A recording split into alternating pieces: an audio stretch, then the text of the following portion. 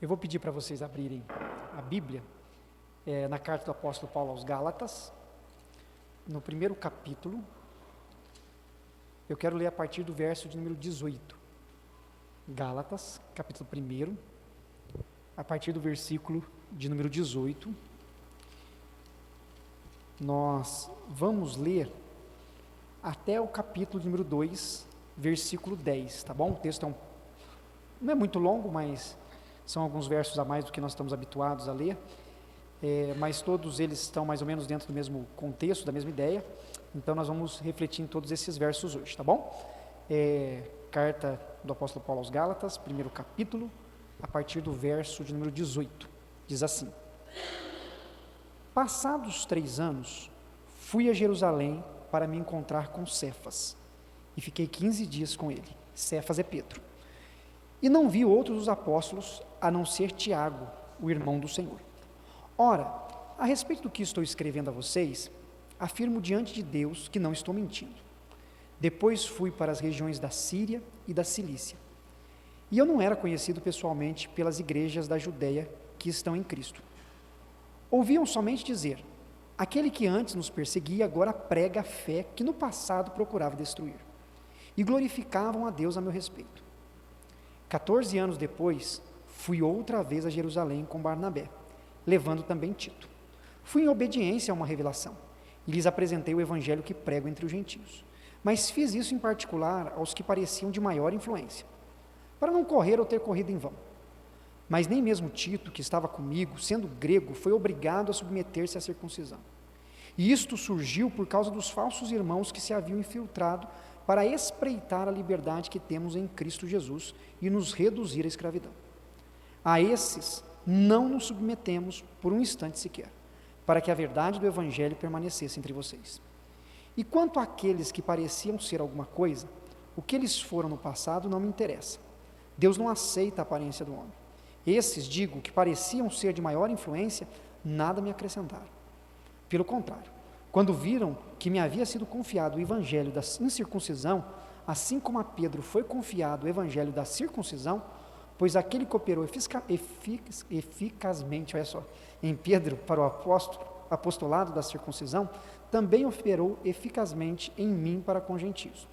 E quando reconheceram a graça que me foi dada, Tiago, Cefas e João, que eram reputados colunas, estenderam a mim e a Barnabé a mão direita da comunhão, a fim de que nós fôssemos para os gentios e eles fossem para a circuncisão. Somente recomendaram que nos lembrássemos dos pobres, o que também me esforcei por fazer. Amém, até aí. Nós temos estudado a carta do apóstolo Paulo aos Gálatas nos domingos pela manhã. E esses versos que nós acabamos de ler, eles são muito importantes para aquilo que Paulo vai apresentar na continuidade do texto. A carta aos Gálatas, ela traz alguns assuntos que são muito importantes para a teologia e para o desenvolvimento da igreja do primeiro século. Entre elas, a justificação pela fé, a graça de Deus. E esses temas são os temas que são mais explorados da carta de Paulo aos Gálatas. Mas esses versículos que a gente leu, que são anteriores, eles são extremamente importantes porque eles são o fundamento daquilo que Paulo vai dizer. Quando Paulo começa a falar um pouco sobre o seu histórico, sobre o que aconteceu com a vida dele, a ida dele a Jerusalém, o retorno dele posteriormente, novamente, para conversar com os líderes da igreja, tudo isso reforça o que Paulo está dizendo e como aquilo que Deus falou ao seu coração é a verdade do Evangelho de Deus. Como nós vimos há alguns domingos atrás, Paulo estava sofrendo porque algumas pessoas estavam dizendo que o evangelho que ele estava pregando era incompleto. Por que era incompleto? Na compreensão desses mestres. Era incompleto porque Paulo estava dizendo que a fé em Jesus era suficiente. Você crer em Jesus era suficiente para a sua salvação e você então fazer parte da família de Deus, do povo eleito. Só que os judeus, que tinham como um dos requisitos o cumprimento da Torá, da lei, dos rituais de purificação, cerimonial, etc., entendia que não poderia ter tão somente a fé em Jesus, porque era obrigado também a cumprir as exigências. E Paulo dizia que não, que o Evangelho era só a fé em Jesus Cristo. E esses homens então estavam questionando Paulo, dizendo, ó, porque Paulo está pregando está errado, não é completo. E aqui Paulo está dizendo, olha, o que eu prego é a verdade, e um dos argumentos que eu apresento para vocês é que eu fui a Jerusalém, eu me reuni com Pedro, com Cefas, eu vi Tiago, conversei com eles, e desde esse primeiro encontro, eles sabem o que eu prego e a gente caminha junto, resumindo todos os versos que eu li, e a gente caminha junto. Mesmo eu tendo um ministério que vai em direção a um grupo de pessoas diferente daquele que Paulo, que Pedro, Tiago, João e os outros apóstolos exercem, o evangelho que nós pregamos é o mesmo, não tem diferença, né? Então Paulo está apresentando isso nesses versículos que nós lemos, né? Desde o versículo de número 18, quando ele fala, olha, passado 3 anos do quê? Passado 3 anos da sua conversão, do encontro dele com Cristo no caminho de Damasco. Passado 3 anos disso, eu fui para Jerusalém, eu fui conversar, me encontrar com Cefas, e fiquei 15 dias com ele. Só que a ideia aqui do versículo, quando ele fala para me encontrar com Cefas, não é a ideia de que ele foi aprender com Pedro. Ele não foi com o propósito de dizer assim, ó Pedro, eu me converti, então agora eu estou aqui para você me ensinar tudo que eu preciso saber para poder desenvolver o meu ministério. Não é essa a ideia do versículo. Quando fala que ele foi se encontrar, ele está dizendo, esse termo encontrar, significa, eu fui dialogar para que nós pudéssemos trocar experiências pessoais do que nós estamos vivendo de acordo com a manifestação do Evangelho de Jesus. Paulo, em momento algum, ele coloca, tipo assim, olha, eu fui, eu aprendi e agora eu estou pregando. Não, Paulo ele se coloca como igual. Ele se coloca como igual. Esse termo é assim, olha, eu, chamado por Cristo Jesus, como Pedro foi chamado, fui designado para pregar o Evangelho aos incircuncisos, aqueles que são gentios, e eu fui me encontrar com ele para que nós pudéssemos trocar experiências e nos conhecer, sabe esse relacionamento entre iguais?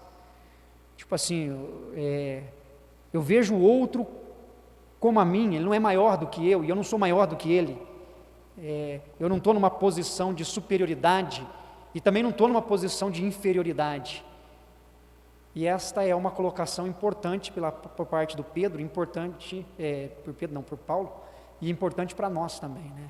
Saber que aos olhos do Senhor, de fato, somos todos iguais, né? Somos chamados para exercer o ministério e servir ao Senhor, né? Então ele está dizendo assim, olha, eu fui para Jerusalém, eu me encontrei com Cefas, me encontrei com Tiago também, foi o único que eu vi, o irmão do Senhor, e eu estou escrevendo a vocês e afirmo, e diante de Deus, que não estou mentindo, o que eu estou falando é verdade, o que eu recebi do Senhor é a verdade. Deus tem trabalhado comigo e tem me dirigido de acordo com a sua vontade, e eu tenho realizado o meu ministério pregando o Evangelho. E eu queria que a gente parasse um pouco aqui, para pensar nessa relação, né?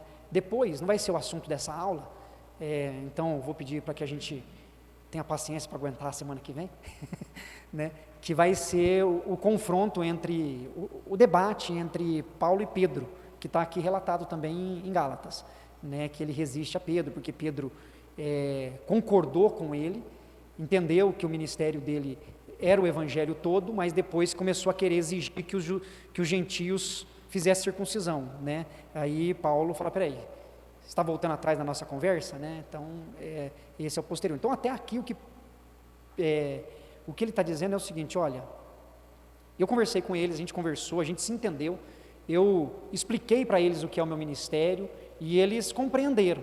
Então, depois disso tudo, o que eu fiz? Eu fui para as regiões da Síria e da Cilícia.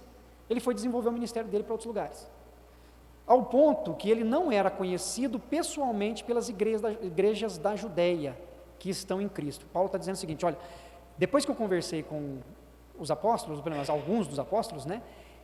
Eu fui para uma região diferente da região deles, da Judéia. Na Judéia, inclusive, eu nem era conhecido pessoalmente. Algumas pessoas ouviram falar de mim, né? Olha, aquele Paulo de Tarso, Saulo, que perseguia a igreja, ele se converteu também, está pregando o evangelho. Era isso que sabiam dele, não conheciam ele nesse processo de transformação, né? Ele foi para outra região e o que as pessoas sabiam dele era tão somente o que era conversado, mas ao mesmo tempo que isso era conhecido de conversa, as pessoas glorificavam a Deus, né, por aquilo que Deus havia feito na vida dele. A continuidade aí, versículo 23 e 24. Ouviam somente dizer: aquele que antes nos perseguia, agora prega a fé que no passado procurava destruir, e glorificavam a Deus a meu respeito. Então, resumindo esses versos, Paulo está dizendo assim: olha, Deus me chamou, me resgatou, me deu uma responsabilidade, uma função, eu tenho um dever, que é o dever de pregar o evangelho. Eu conversei com a liderança da igreja, falando o que Deus tinha dito ao meu coração, nós nos edificamos mutuamente, trocamos ideias.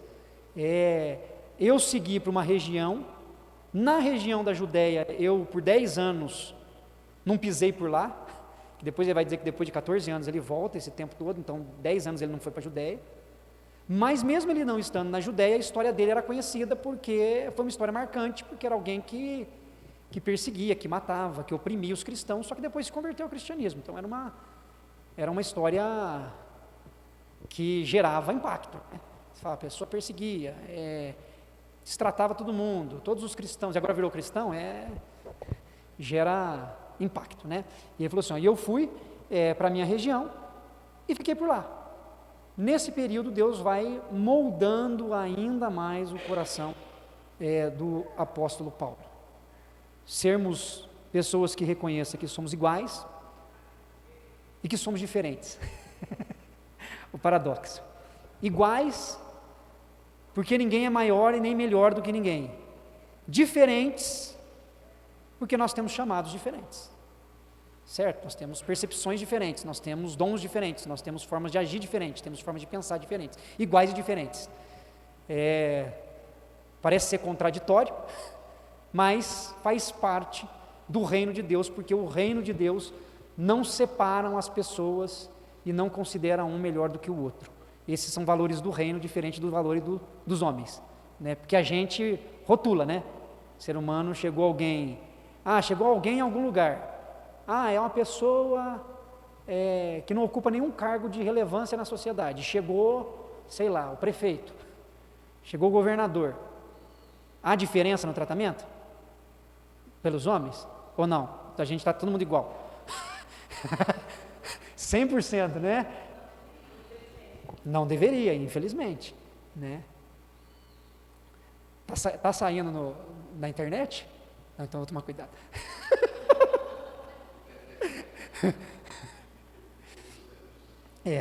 Não é nem por causa dos outros de fora, é por causa do povo da igreja mesmo. Eu ia citar um episódio de outra igreja, então. Então, suponhamos, quando você está no convívio e as pessoas são tratadas de maneiras diferentes, né? Então, isso pode acontecer dentro da própria comunidade. Chega alguém que não tem nenhuma dessas posições, é uma coisa. Chega alguém que tem um status, olha, o fulano está aí, avisa aí a igreja que o fulano está presente. Porque é alguém que ocupa um cargo de poder, de influência, de relevância. Então, olha só como a gente, seres humanos, nós temos dificuldades de entender que todo mundo é igual. Na teoria, talvez nós concordemos de maneira absoluta, mas na prática, né? Se a pessoa vem reclamar de alguma coisa, dependendo de quem reclama, dependendo de quem, não, peraí, vamos ver como é que resolve isso. Calma aí, não, vamos dar um jeito. Para um dá um jeito, para o outro... Por que o ser humano faz isso? Porque trata de maneira diferente, certo? Porque se não tratar de maneira diferente, faria a mesma coisa para todos. O que é regra para um, é regra para o outro. O que não pode um, não pode o outro, certo? Todos iguais. Mas, lamentavelmente, essa é uma batalha que nós precisamos travar dentro do nosso próprio coração. Eu estou dizendo do nosso coração humano, não estou só falando dos outros, não, é a gente mesmo, né? Então, Paulo, quando ele vai conversar com Cefas, ele fala assim, olha, eu fui conversar com Cefas, não como alguém que foi lá, nossa, Cefas, me fala tudo que eu preciso saber.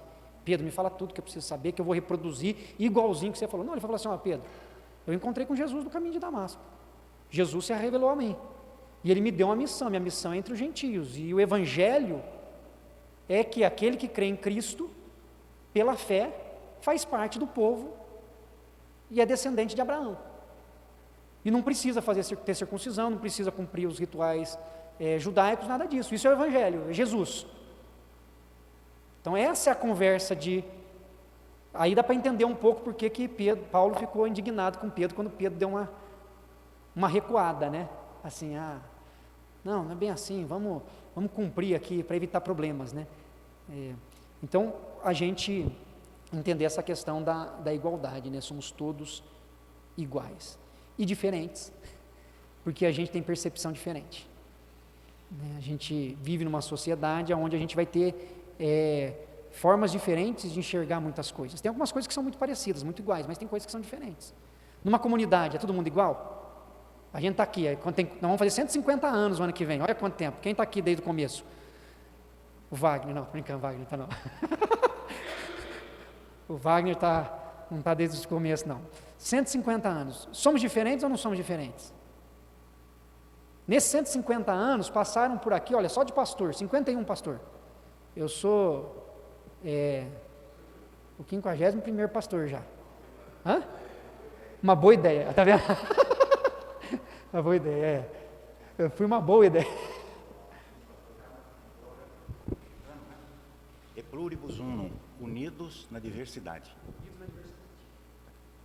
Americano? Bonito?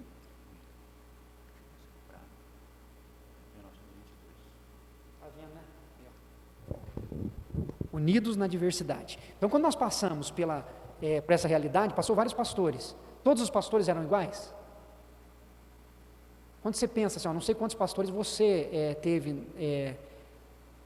e vivenciou aqui, né? Às vezes você passou por 2 pastores, 3 pastores, alguns 5 pastores, outros 8 pastores, né? Alguns, não sei, às vezes até mais. Cada pastor tem uma visão, tem um jeito, tem o seu próprio. Por quê? Porque Deus trabalha com cada um de uma maneira específica, são diferentes.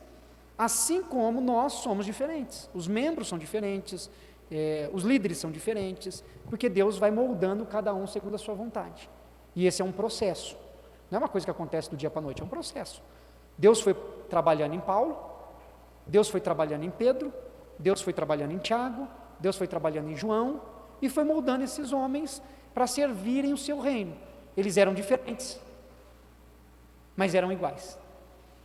Então, que nós possamos, como comunidade, ter essa consciência, né? E que a gente, assim como o povo glorificava a Deus a respeito de Paulo, dizendo assim, nossa, que bênção, né? Ó, que maravilha, louvado seja Deus pelo que Deus fez na vida de Paulo, esse perseguidor da igreja que se converteu, que teve uma vida transformada, que as pessoas glorifiquem a Deus também através das nossas vidas, né? Que Deus falou que bênção que é aquele irmão, aquela irmã, né? Como Deus tem usado, transformado, trabalhado na sua vida. Unidade na diversidade. Isso é ser igreja. Amar o diferente. A teoria é boa, né? Você já sentiu impaciência de quem é diferente de você? Não, né? Aqui não tem isso, né? Graças a Deus. Não, né? Se a pessoa, você fala assim... Imagine se não houvesse essa unidade entre Pedro e Paulo. É esta a preocupação de Paulo aqui nessa carta. Quando ele fala, em um dos versículos que nós lemos, que Tiago, Cefas e João estenderam a ele a mão direita da comunhão, ou seja, né, a ideia de que, olha, nós estamos juntos, nós pregamos o Evangelho, por mais que o seu ministério seja diferente do meu, nós estamos a serviço do Senhor, a serviço do reino. Quando ele diz isso, ele está mostrando a importância disso. Por quê? Porque se desde o início o Evangelho se dividisse, o nascimento da igreja já se dividisse, enfraqueceria e fragilizaria totalmente. Um reino dividido, disse Jesus, não subsiste, ele não prossegue. Mas a gente precisa entender que existe diversidade aí dentro. Mas quando há amor, quando há respeito, quando a compreensão, as coisas vão caminhando. E é isso que Pedro está apresentando, dizendo assim, olha, o que eu estou pregando para vocês, a liderança da igreja sabe. E não foi de maneira tão simples, porque olha o capítulo 2. 14 anos depois, fui outra vez a Jerusalém. Então, depois de muito tempo, Paulo voltou para Jerusalém, com Barnabé, levando também Tito. Agora, depois de 10 anos, Paulo deu um passo a mais. Agora ele foi lá de novo, mas agora ele levou um gentio. É um pouquinho diferente. Por que é um pouquinho diferente? Porque uma coisa é quando você fala com alguém sobre algum assunto delicado, e outra é quando você leva o assunto delicado junto. Sabe quando você fala, está aqui a pessoa? A gente tem que amar todo mundo. Aí você chega com a pessoa que é o desafeto e diz, está vendo, esse aqui é quem você precisa amar. Aí você já dá uma arrepiada. Fala, não, mas por que você trouxe ele aqui? Então ele chega com Tito. Ele leva também Tito. E ele diz, olha, eu fui em obediência a uma revelação. Ou seja, Deus falou comigo que eu tinha que ir, tinha que levar Barnabé, tinha que levar Tito, e eu fui. E lhes apresentei o evangelho que prego entre os gentios. Ele falou assim, olha, o que eu prego entre os gentios é isso aqui, ó. Ele falou novamente o evangelho. Mas fiz isso em particular aos que pareciam de maior influência. Não falei para todo mundo, falei para a liderança, explicando, olha, é isso aqui. Para não correr ou ter corrido em vão. O que Paulo quer dizer com isso? Paulo não está dizendo assim, ó, se os apóstolos disserem que não é para eu falar isso, eu não vou falar. Não, não é isso. Até porque os versículos seguintes corroboram com o que eu vou falar aqui. O que Paulo está fazendo é o seguinte, olha, a gente está caminhando junto mesmo? Esse é o Evangelho? Vocês creem que o Evangelho é Jesus? É o próprio Deus que se fez carne, morreu na cruz do Calvário, pagou o preço pelos nossos pecados, ressuscitou dentre os mortos, e aquele que crê nele, faz parte da família de Deus, do povo de Deus, é eleito pelo Senhor e tem vida eterna em Cristo. É isso o Evangelho? Porque se não for isso, nós vamos estar correndo junto, mas cada um para uma direção, e isso vai ser vão. Então, ou a gente rompe agora, e cada um segue o seu caminho, ou a gente está pregando o Evangelho junto. Então, é um diálogo meio que tenso. Mas está tudo caminhando bem, a relação entre eles está caminhando bem, apesar de ter pessoas na comunidade, assim, no relacionamento, que não tinham a mesma visão. Olha só o versículo 3 para reforçar isso.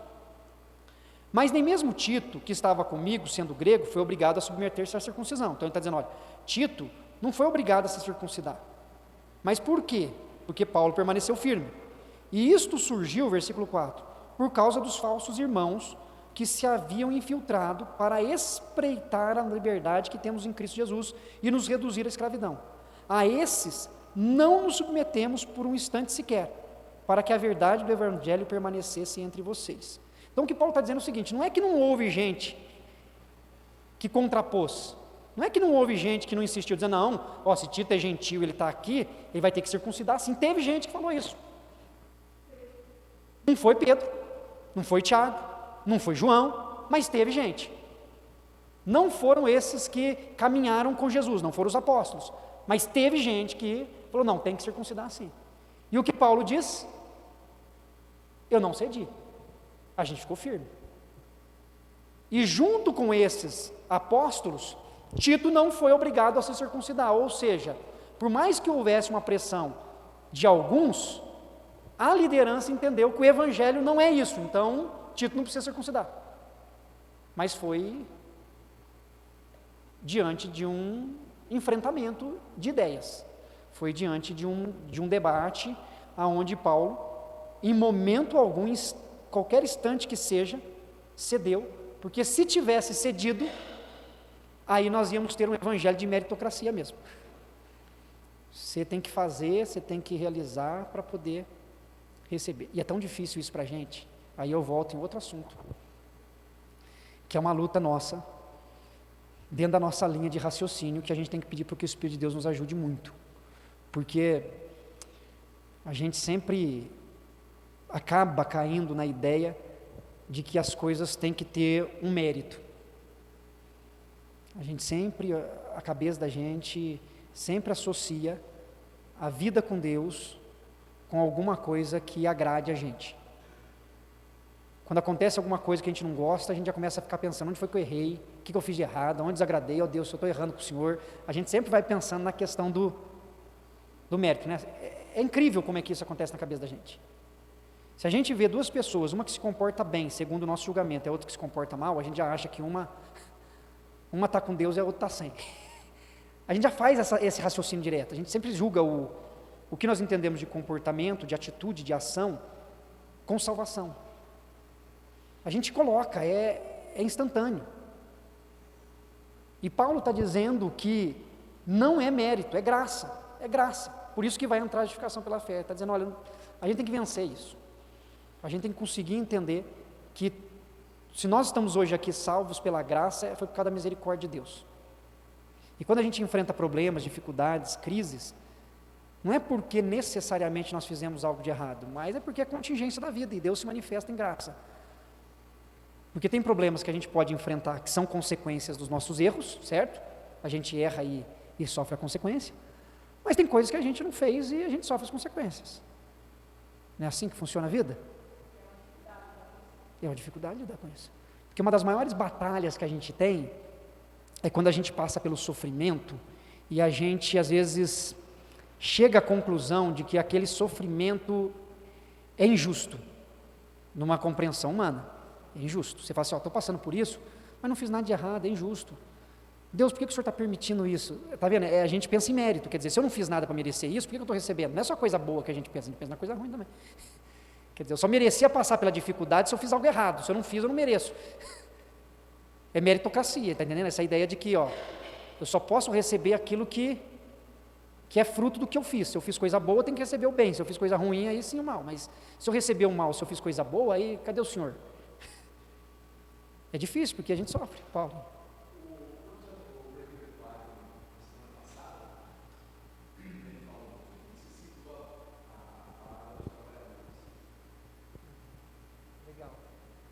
Que aquele que foi trabalhar no começo recebeu 5 denários, o que foi trabalhar no meio da tarde, mesma coisa, e o que foi trabalhar só no finalzinho do dia recebeu o mesmo valor.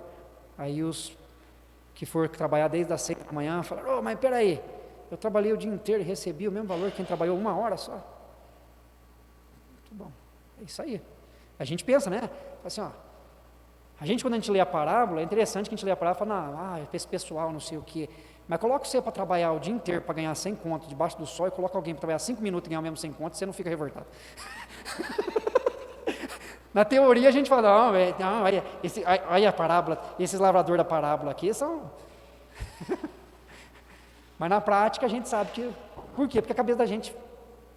E é uma luta constante, a gente de fato precisa pedir a Deus que nos ajude. Então a gente, para lidar com tudo isso, tanto com o conceito de salvação, quanto com o conceito de sofrimento, né, que eu coloquei como antagônico aqui, a gente precisa ter esse coração trabalhado por Deus, de que são coisas que é a graça de Deus que vai se revelando, vai se manifestando, vai moldando, né? Hoje de madrugada eu acordei, eu não sei o que aconteceu, eu não tomei muito café, né?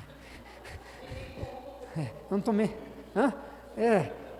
não podia ser café, porque o café geralmente quando eu tomo muito, mas tem que ser muito mesmo à noite, demora um pouco para dormir, não é para acordar no meio, né? Eu acordei, eram umas 4h15 da manhã, e eu fiquei mexendo para lá, mexendo para cá, eu não conseguia dormir, Aí eu falei, não é possível, né? Levantei, fui para a sala, falei, vou ler um livro. Aí eu peguei um livro, e o livro falava sobre sofrimento, né? Abri o negocinho de guardar os livros, eu vi ele, falei, deixa eu ver esse aqui. E aí eu comecei a ler. E aí começou a falar sobre os personagens bíblicos, sobre sofrimento na vida deles. Aí, por exemplo, ele citou José. Ele falou, José foi vendido pelos seus irmãos. Foi acusado injustamente de ter assediado a esposa de Potifar. Foi preso de maneira injusta.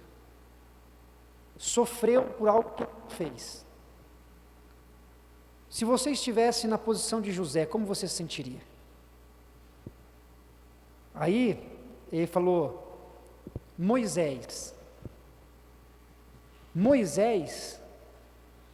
ele foi alguém que liderou o seu povo na saída do Egito, mas foi desacreditado pelo seu próprio povo, que reclamava, murmurava, que o colocava sob pressão o tempo todo. E ele fazendo aquilo que ele fora chamado para fazer. Se você estivesse no lugar de Moisés, como você se sentiria? Tentando fazer o bem para o outro e sendo pressionado, sendo perseguido. Né? Davi, ele foi enganado e perseguido pelo próprio sogro, Saul, né? E foi declarado como inimigo, perseguido, injustiçado. Como você se sentiria se você estivesse passando pela mesma coisa que Davi passou?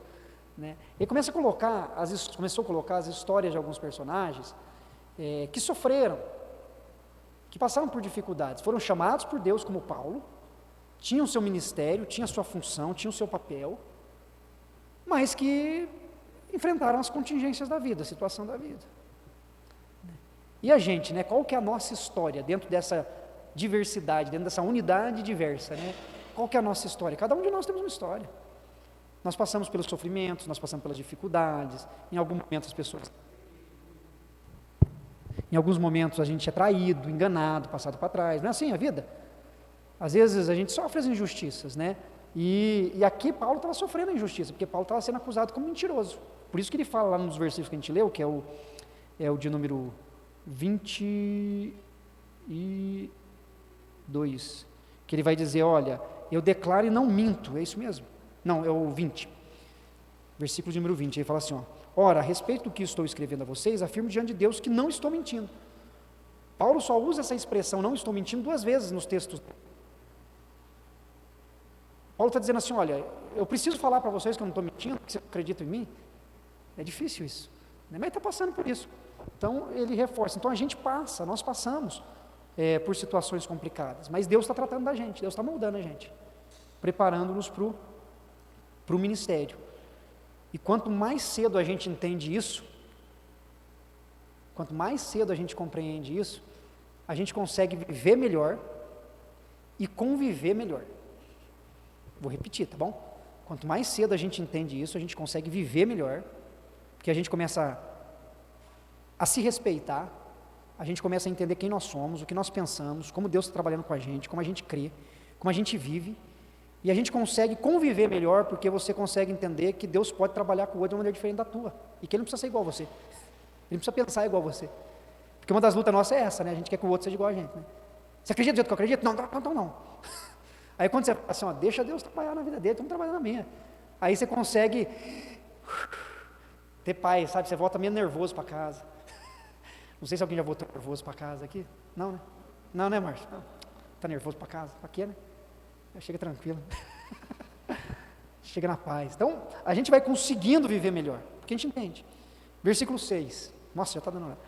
E quanto àquele que parecia ser alguma coisa, o que eles foram no passado não me interessa, Deus não aceita a aparência dos homens. Esses digo que pareciam ser de maior influência, nada me acrescentaram. Aqui, inclusive, alguns acham que Paulo usou até de uma certa ironia, de um recurso linguístico irônico. Porque ao mesmo tempo que ele cita a liderança, ele fala assim, olha, aqueles que pareciam ser alguma coisa, porque a liderança parece ser alguma coisa, sabe que negócio de... Mas porque ele está tentando mostrar essa questão de iguais. Porque o papel da liderança nada mais é do que servir, né? Então assim, o líder não é posição de status, é posição de servo no Evangelho, a gente está aqui para servir. Então ele vai usando, olha, aqueles que pareciam ser alguma coisa. E quando ele fala, nada me acrescentaram, ele está dizendo da seguinte forma, o que eles falaram, o que eles creem, não é diferente do que eu creio, a gente crê igual, não mudou a minha visão do Evangelho, porque Deus me deu.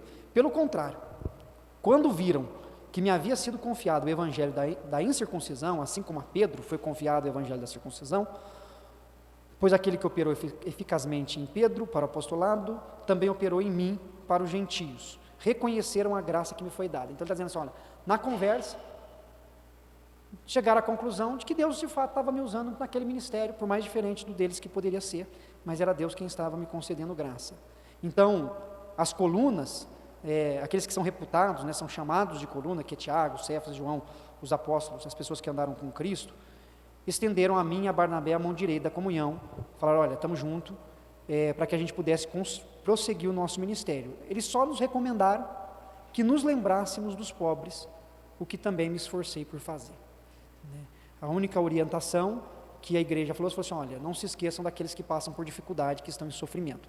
Não se esquecer dos pobres não se resume aqui a tão somente cuidar das pessoas que estão padecendo de alguma necessidade física.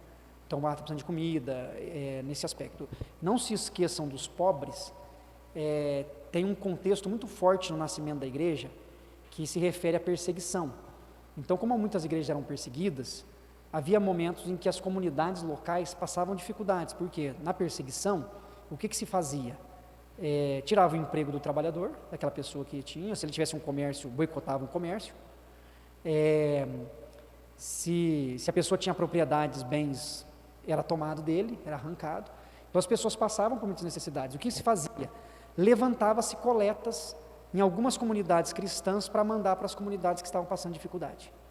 Então aquelas igrejas que estavam melhores, ou que não tinha tanta perseguição, que o pessoal tinha recursos, levantavam suas ofertas e mandavam para as igrejas que estavam sendo perseguidas, onde as pessoas estavam sofrendo perseguição, desemprego, necessidade. Então, ajudar os pobres traz também, traz principalmente essa ideia. Por isso que ele fala, eu me esforcei por fazer. Que você vê que Paulo vai levantando coletas e recebendo coletas, né? Tem momento que Paulo é o perseguido, tanto que ele fala assim, eu louvo a Deus pela igreja, porque a igreja me mandou donativos, não foi uma nem duas vezes, mandou várias vezes nos momentos que eu precisei, porque tinha momentos que Paulo conseguia fazer tendas e estava tranquilo, dava para vender, mas tinha momento que, se não fosse a igreja socorrer ele ia passar fome. Então, ele era pobre. Em alguns momentos ele não estava pobre, mas em outros momentos ele estava pobre. Então, é igual a gente mesmo, né? Tem hora que nós estamos pobres, tem hora que nós estamos pobres, né? Tem hora que dá para pagar as contas, tem hora que nós falamos, ai Jesus. Não é assim? A gente vai altos e baixos, né?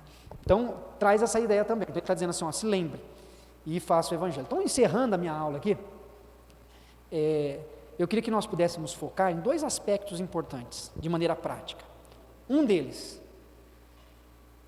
colocarmos diante de Deus a nossa vida e nos dispor diante do Senhor para servi-lo de acordo com aquilo que Deus tem nos tornado, quem somos, com os nossos dons, com os nossos talentos, com as nossas percepções, que a gente se envolva cada vez mais servindo o Senhor e o seu reino, servindo aqui na comunidade, na igreja, servindo em casa, servindo no meio dos amigos, que a gente se dispõe a servir, que a gente se coloque. O segundo é que nós nos esforcemos, que nós possamos buscar graça em Deus, para a gente entender o outro, estender a mão da comunhão para o outro, mesmo que tenha um ministério diferente do nosso, mesmo que seja alguém totalmente diferente de mim, por exemplo. Então, nós somos diferentes, mas que nós possamos buscar essa comunhão como família, como povo de Deus, buscar a unidade, mesmo em meio à diversidade. Que assim que o Evangelho vai continuando a ser pregado, anunciado e vivenciado pelas pessoas. Amém?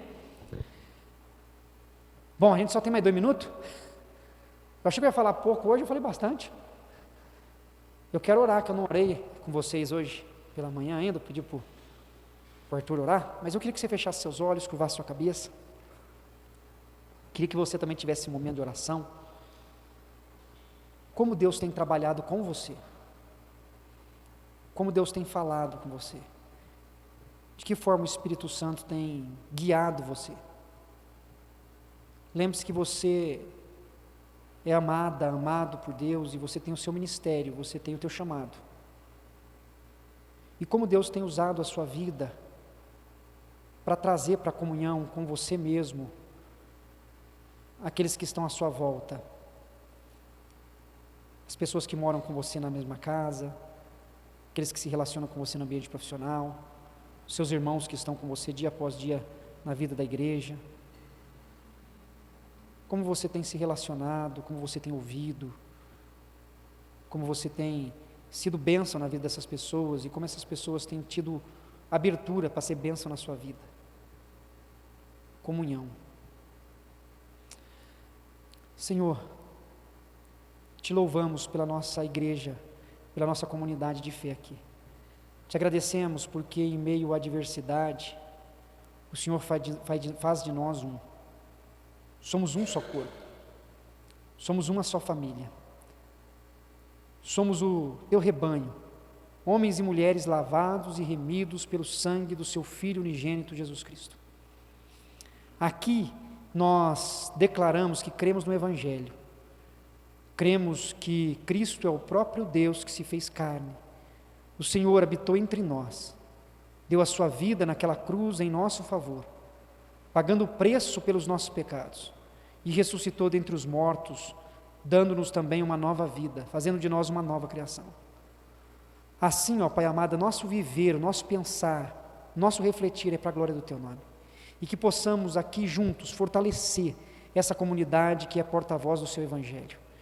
E que assim, na nossa convivência e nas nossas ações, o Teu nome seja louvado e bendito. Sê conosco, é o que pedimos em nome de Jesus. Amém, Pai.